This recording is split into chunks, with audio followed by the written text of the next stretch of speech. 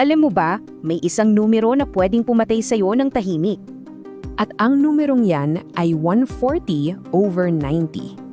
Posible kayang ito ang silent enemy mo? Pero huwag kang mag-alala. Kaya mo tong kontrolin.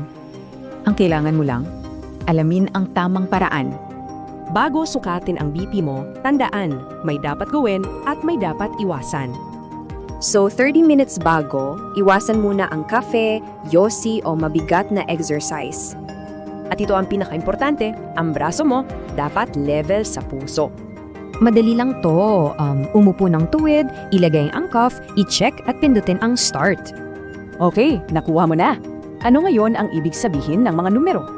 Kung 140/90 o mas mataas pa, High blood ka, alert ka dapat dyan. kung palaging mataas, huwag na mag-atubili.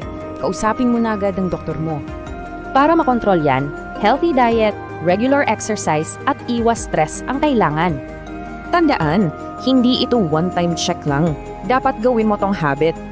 So ang tanong, handa ka na bang kontrolin ang numero bago ka nito kontrolin?